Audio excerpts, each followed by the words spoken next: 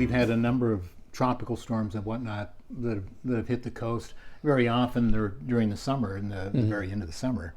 I know in '69 there was a huge El Nino storm, but that struck in the middle of the year.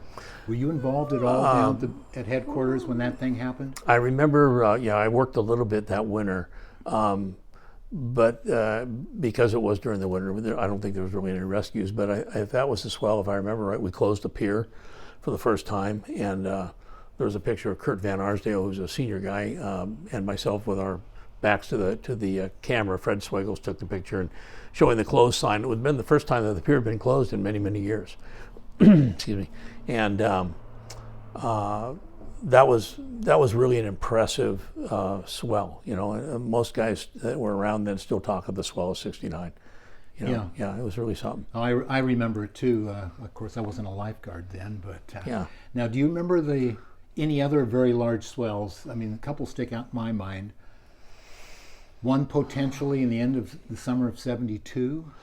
That was the Angel of Mercy with Kenny Casper. Yeah. Ken Casper. Yeah, God bless Kenny. Do you remember that one? I remember the Angel of Mercy deal. Yeah, but yeah, I remember that swell. I think that was the swell that tore up south of Aliso.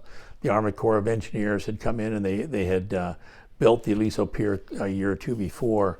And they had also poured these rather large 20-foot by 20-foot slabs that were like 10, 12 inches thick, especially at South Aliso. Then they'd put in a parking lot. They really had made it quite nice. And that storm came in, and it just tore that thing to shreds. I believe you have a couple.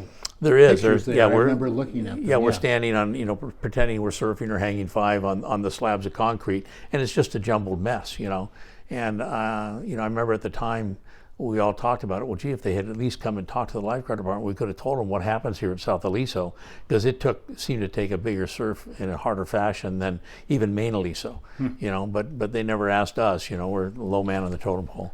They never seemed to. They paid the price because it was completely destroyed.